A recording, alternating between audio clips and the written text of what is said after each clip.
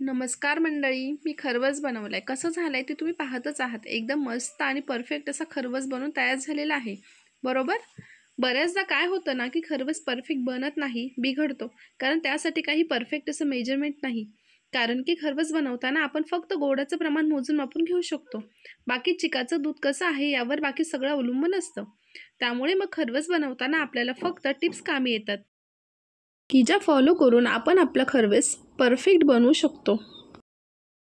तर त्या सगळ्या टिप्स आपण पाहणारच आहोत. पण त्यापूर्वी असेच छान छान व्हिडिओज पाहण्यासाठी चॅनल सबस्क्राईब करून नक्की ठेवा. चला तर मग रेसिपी पाहूयात.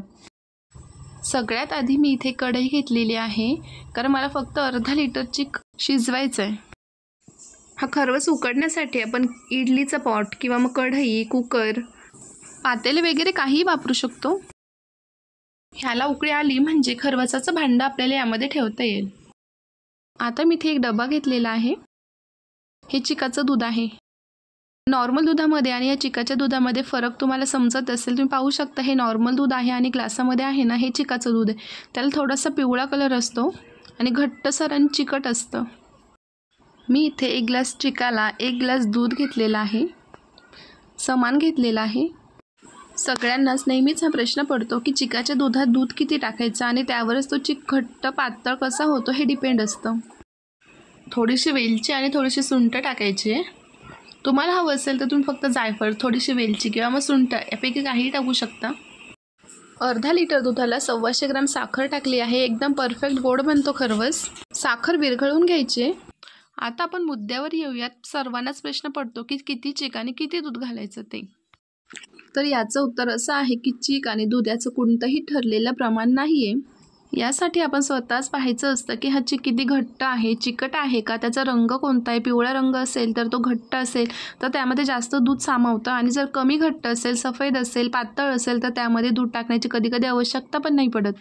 जर गायचं पहिल्या दिवसाचं चिक असेल तर आपण त्यामध्ये समप्रमाणामध्ये दूध टाकू शकतो आणि म्हशीचं असेल तर त्याच्या 3 पट दूध टाकलं तरी चालतं. साखर विरघळली आहे. आता डब्याला झाकण लावून आपल्याला हा डबा उकडायला ठेवायचा आहे. डबा ठेवून झाकण लावायचे आणि मीडियम हीटवर आपल्याला हे उकडवून घ्यायचे. हा अर्धा लिटरचा चिक आहे त्यामुळे मी फक्त अर्धा तास उकडणार आहे. खूप जास्त खरवस असेल तर पाऊण ते 1 तास इतका वेळ लागू शकतो. अर्धा तासानंतर मी हा खरवस काढून घेतलेला आहे. तुम्ही पाहू शकता छान झाला आहे आपला खरवस. मस्त गरम गरम किंवा थंड आपण सर्व करू शकतो. मी ते 1 पीस काढलेला आहे. तुम्ही पाहू शकता एकदम व्यवस्थित शिजला आहे आणि दूध आणि चिकाचं प्रमाण देखील परफेक्ट झालेलं आहे. स्पॉन्जी देखील बनला आहे. खरवस खरं तर खूप जास्त पौष्टिक असतो. रोगप्रतिकारक शक्ती म्हणजेच इम्युनिटी वाढवण्यासाठी आपण खरवस खाऊ शकतो. तर तुम्हाला ही रेसिपी, हा खरवस कसा वाटला हे कमेंट करून नक्की कळवा.